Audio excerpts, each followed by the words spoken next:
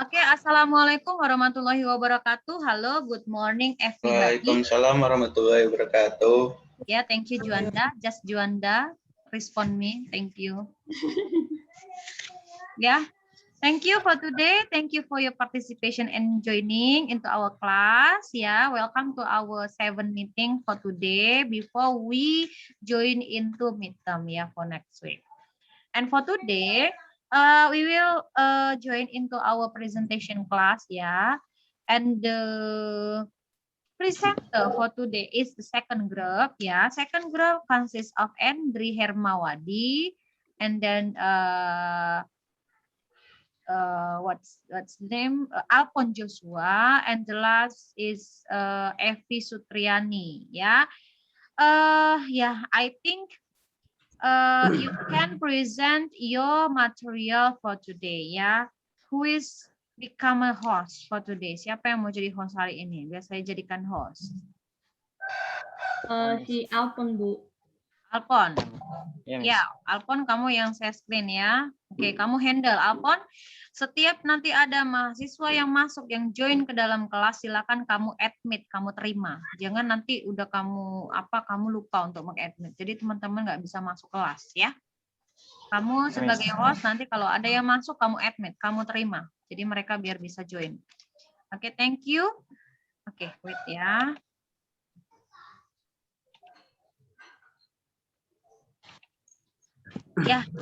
Evi and friends, you can start your presentation now. Thank you. Assalamualaikum and good morning, friends. Good morning. Waalaikumsalam warahmatullahi wabarakatuh. Good morning. Today we from group 2 will presentation about the concordance and agreement of the sentence. Jadi hari ini kami dari kelompok 2 akan mempresentasikan tentang the concordance and agreement of the sentence. In the presentation, we will inform you what is the concordance and agreement of the sentence and what is a format of the concordance and agreement of the sentence. Jadi di presentasi ini kami akan memberitahukan kepada Anda apa itu the concordance and agreement of the sentence dan bagaimana format atau bentuk tulisan dari bentuk kalimat dari the concordance and agreement of the sentence. And I hope this presentation give you a new knowledge about the concordance. Saya harap dengan adanya presentasi ini akan menambah pengetahuan Anda tentang the concordance and the agreement of the sentence. And now let's ask a listen of the presentation by Evi Sutriani Sadawa. Oke, jadi sekarang kita langsung simak saja materi yang akan dibawakan oleh Evi Sutriani Sadawa. Alpon. Yes. Kamu kan hostnya, jadi kok nggak di-share apanya? Sekalian share soalnya. Share dulu materi kita itu yang di PowerPoint maksudku. Biar teman-teman kita bisa lihat.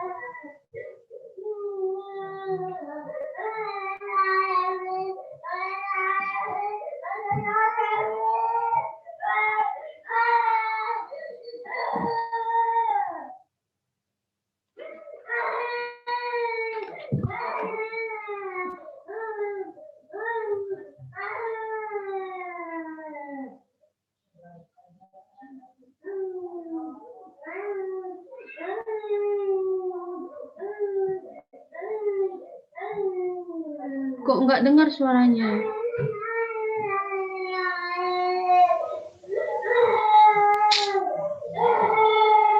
Halo, Oh, baru. udah muncul ya? Muncul. Oke, silakan. Udah ya?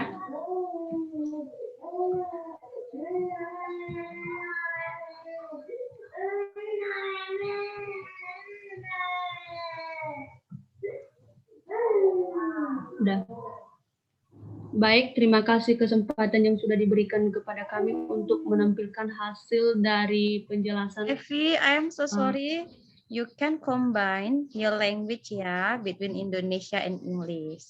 If you don't know how to speak English friendly and fully, combine, mix. Okay, thank you.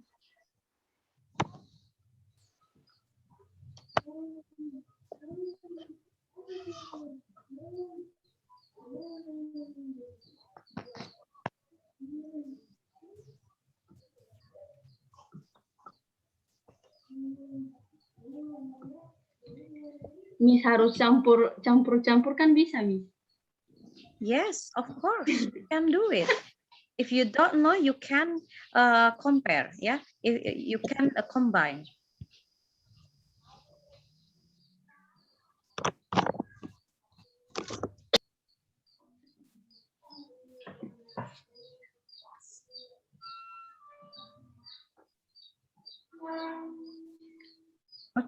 Oke, silakan nanti waktu kita habis bisa dimulai, Evi. Ya, Miss. Baik, sebagai judul kami yaitu The Concordance and Agreement of the Sentence, yang artinya penyesuaian antara subjek dengan predikatnya. Bila subjeknya tunggal, maka predikatnya jamak.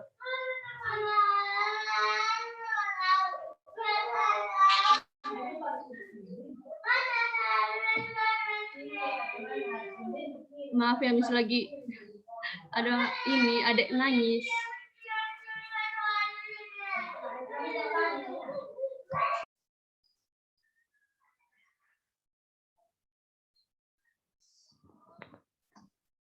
Oke, Alpon bisa disambung. Hey, Miss. The concordance and agreement of the sentence is disputes between the subject and the predicate. If the subject is single is plural, then subject is plural. Jadi the concordance agreement ini menyesuaikan subjek dengan predikat atau kata kerjanya. Jika subjeknya single atau tunggal, maka predikatnya apa tadi? Jamak. Nah, begitu juga kebalikannya. Kalau subjeknya jamak, predikatnya tunggal. Yo, saya hari ABS yo.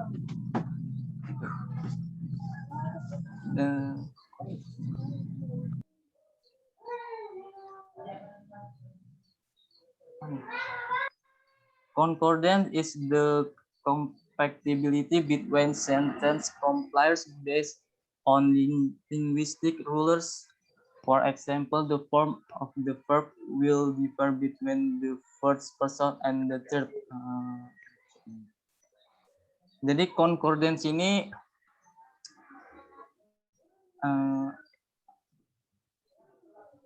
Penyesuaian antara kalimat. Ya, menyesuaikan antara kalimat gitu ya. Jadi kita harus melihat antara kalimat yang sesuai berdasarkan penguasa kalimatnya. Ya. Baik, saya aja ya, soalnya lagi apa? Oke.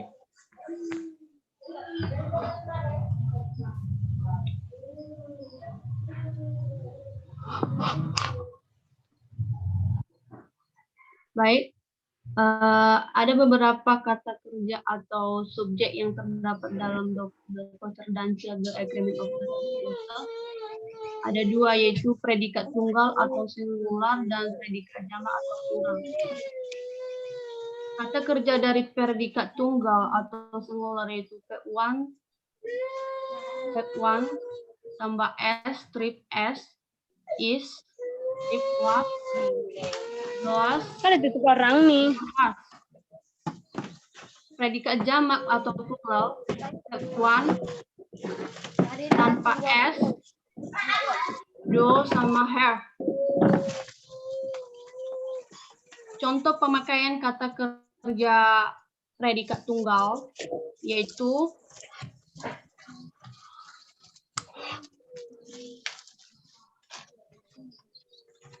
Maria was waiting music concert by herself yesterday. Maria menonton musik seorang diri.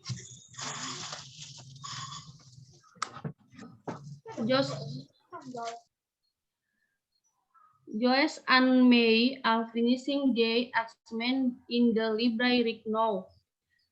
Joyce dan May sedang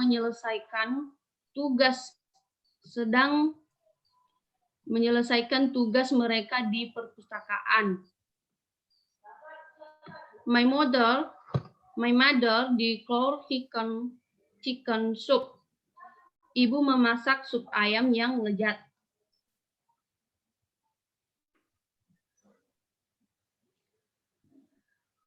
When a sentence has two subjects which are connected with the word and the verb others in the plural form of the verb. Ketika suatu kalimat memiliki dua subjek yang dihubungkan dengan kata and, maka kata kerja yang digunakan adalah kata kerja bentuk jamak.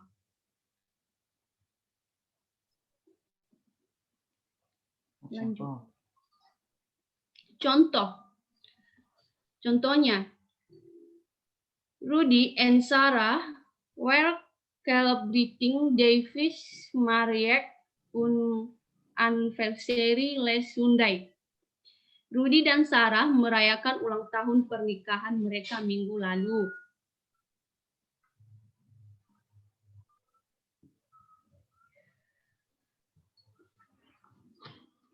Formless pronoun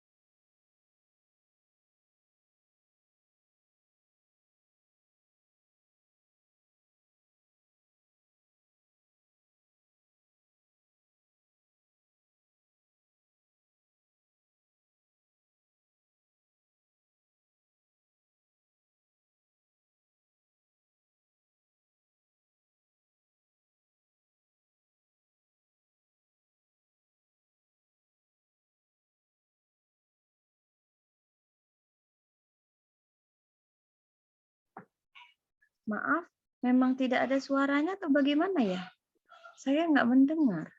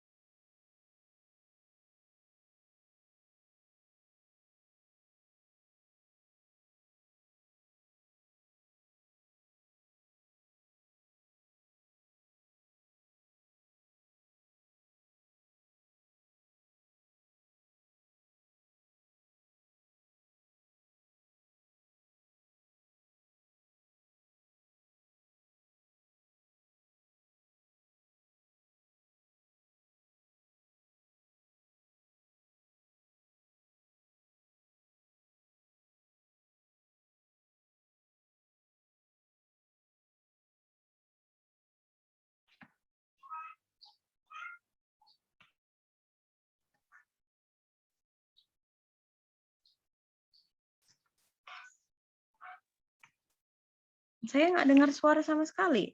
Memang tidak ada suara? Ada, Miss. Memang kalian diam atau bagaimana ya? Ada, Miss.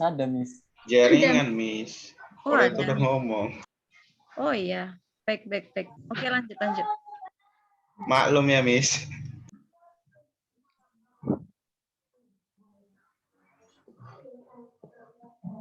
This and wait first. Yaps.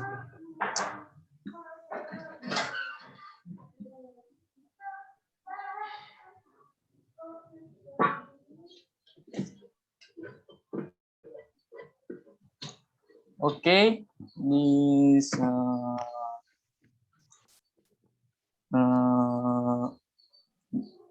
material representation of the concordance and agreement of the sentence.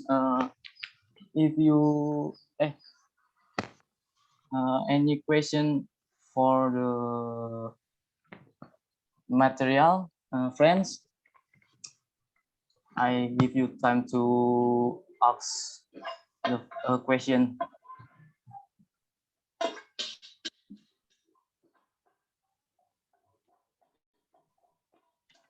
Thank you, silakan.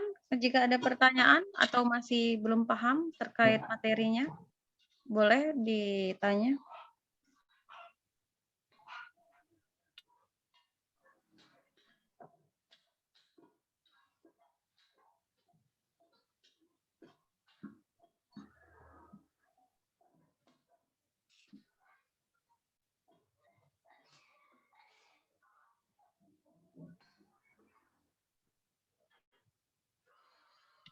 Any question, guys?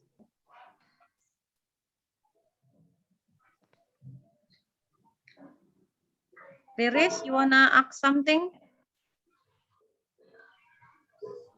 No. Dwiki, how about you?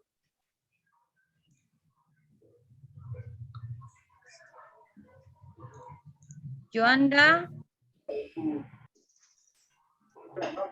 Nothing, Miss. Alvin? Udah paham semua?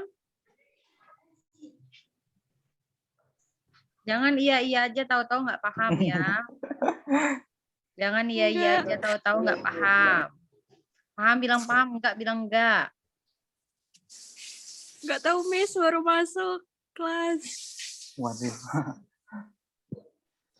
Baru masuk kelas.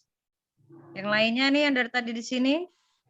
Putri, kamu paham Kak? Putri. Mana si Putri ini? Nih Vivi, kamu senyum-senyum, kamu paham nggak? Vivi Fitria. Little Miss. Little, oke. Ada pertanyaan nggak dari kamu, Vivi?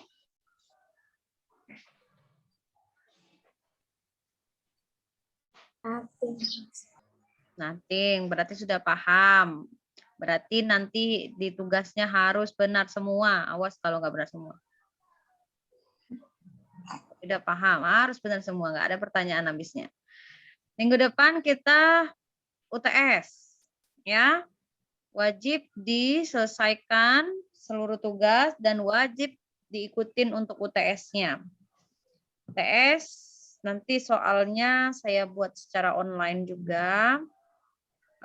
Bagaimana teknisnya, apakah tetap akan Zoom atau saya bagi lewat Google Classroom saja, nanti bisa dicek aja. Kalau nanti di Google Classroom, berarti wajib mengerjakan langsung sesuai dengan deadline. Tapi jika nanti saya buat dalam bentuk Zoom, berarti di saat itu juga dikerjakan, di saat itu juga difoto selesai, masuk submit. Oke. Ini nggak ada pertanyaan, berarti udah paham semua, udah mantap-mantap semuanya. Oke, pengkoreksian untuk hari ini untuk kelompok 3. Henry, saya nggak tahu bagaimana suaranya, bagaimana ngomongnya, bagaimana intonasinya, saya nggak tahu.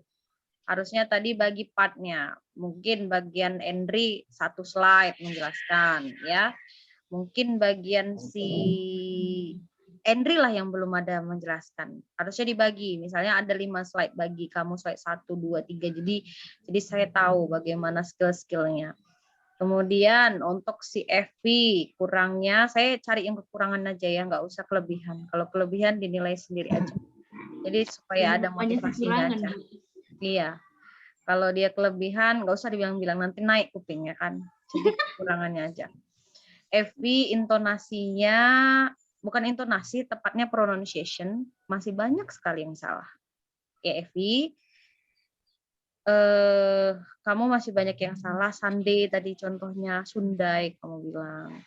Kemudian banyak sih, banyak. Kalau saya dengarkan satu persatu itu banyak. Ya, jadi saya saranin kamu sering-sering nonton, kamu sering-sering dengerin Google Translate, kan ada tuh pronunciation ya, ngomongnya gitu. Jadi biar paham ya. Alpon di awal, Alpon tadi oke banget saya lihat. Saya komentator ya hari ini. Enggak apa ya. Jadi di awal tadi saya lihat Alpon oke sih. Tapi ketika dia sudah saya suruh udah oke juga. Tadi yang mana ya, agak-agak masih agak bingung kali ya. Mungkin perlu peningkatan juga ya Alpon ya.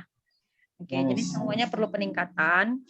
Saya lihat belum ada yang bisa full gitu English. Dari kelompok kemarin, kelompok si Alvin juga belum ada, kelompok sini juga belum ada.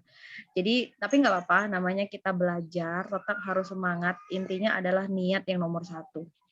Ya, masalah bisa atau enggaknya itu urusan belakang. Yang penting adalah kalian mau belajar, itu aja. Mau jelek, mau buruk, mau bisa, mau nggak bisa, itu urusan belakang. Tinggal bagaimana kita meningkatkan diri, itu aja sih sebenarnya. Oke, jadi untuk hari ini saya yang penting yakin, yang penting niat dan konsisten. Itu aja. Oke, mungkin saya jabarkan sedikit ya penjelasan. Boleh Alpon kamu kembalikan hostnya ke saya. Jadi apa yang belum dijelaskan tadi biar saya jelaskan sedikit. Saya tambahin. Oke, sebentar. Ini saya ambil dari modul. Oke, saya ambil dari modul. Modul sebenarnya sudah saya share, tapi ini saya masih ada waktu 6 menit lagi. Jadi saya coba untuk jelaskan sedikit. Ya. Tadi sudah dijelaskan bahwasanya dalam satu kalimat itu adalah minimalnya terdiri dari subjek dengan predikat ya. Minimally a sentence have subject and predicate. Okay. So if the subject is in singular, so the verb must in singular also. Ya, if the subject is in plural, so the verb must in plural also. Jadi yang udah dibilang tadi dijelaskan, ini adalah cerita tentang penyesuaian. Jika kamu temukan di dalam kalimat itu adalah menyesuaikan antara subjek dengan predikat. Kalau subjeknya nanti singular, berarti nanti kamu cari itu verbnya adalah yang bentuk singular juga. Tetapi kalau dia kebalikannya ya, kalau dia subjeknya nanti plural, berarti cari yang plural juga. Tadi sudah dijabarkan juga. Apa saja yang ciri-ciri dia menggunakan singular ataupun plural, yaitu tandanya adalah S atau IS-nya ada. Kalau dia di dalam subjeknya itu ada S atau IS, berarti itu subjeknya plural. Maka cari dia verb yang bentuknya tidak ada S atau IS. Jadi dia kebalikan, kamu kali aja, kamu kali silang. Kalau nanti dia bentuknya itu adalah tidak ada S atau IS, berarti subjeknya singular, maka cari dia verbnya yaitu bentuknya adalah bentuk yang ada S atau IS-nya. Itu tadi sudah dijelaskan sama Evi. Oke, kemudian tadi yang belum dijelaskan adalah di bagian sini. Kalau nanti menemukan kata every, each of, neither of, one of, ini singular. Jadi nanti cari dia untuk verbnya adalah bentuk singular juga. Contoh, every student must speak English in this class. Setiap siswa wajib berbicara bahasa Inggris di kelas. Every student, memang studentnya banyak di dalam kalimat tersebut, namun itu ditujukan per individu, makanya dia singular maknanya. So in the verb must in the singular also. Okay, that's the point. Kemudian, if you find, for example, like far, volume, weight, time, itu singular. Jadi kalau kamu nanti ketemu misalnya tentang jarak, tentang waktu, tentang volume, tentang berat, itu adalah bentuk singular. Contoh, ya, jarak Medan ke Parapat 500 km. Kemudian kamu 500 km dekat sekali ya. Dekat atau jauh ya? Jauh ya, lumayan ya. Bisa lah dikatakan 500 lah. Saya nggak tahu berapa persisnya. Oke, misalnya 500 km kita buat. Jauh sekali itu udah sampai ke Palembang sana sepertinya. 500 km adalah jarak yang terdekat misalnya. Ya, yang terdekat untuk menempuh Medan ke Parapat dalam waktu 2 hari misalnya seperti itu. Ini pemisalan aja. Sebenarnya nggak gitu kan. Nggak nyampe 500 dan nggak nyampe 2 hari. Itu kan ada 500 km. Nah, Miss, itu kan banyak ada 500-nya. Iya benar, jumlahnya banyak. Tetapi maknanya adalah singular karena dia dihitung per jarak. Jarak mana Medan ke Parapatnya. Jadi meskipun dia terdiri dari beberapa kilometer, tetap dia itu mengandung makna tunggal. Sama dengan waktu.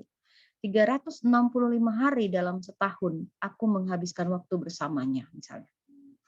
Kan banyak Miss, ada 365 hari. Iya. Tapi dia dikaitkan adalah dalam waktu 1 tahunnya. Maka maknanya adalah tunggal. Jadi kalau nanti ketemu di soal ada jarak, ada volume, ada berat, ada waktu, itu adalah bentuk singular, not plural. So the verb must in the singular also. The next one, if you find the abstract noun, yeah, for example like the using of jiran, ya, in singular. Jadi contoh, membaca adalah hobiku. Membaca reading. Reading is my hobby. Kenapa dia is Miss? Karena reading itu adalah benda abstrak. Dia dibuat dari verb ing yang menyatakan itu adalah jiran. Ya, jiran itu hampir sama dengan continuous. Verb ing. Read plus ing, reading. Maka maknanya adalah tunggal.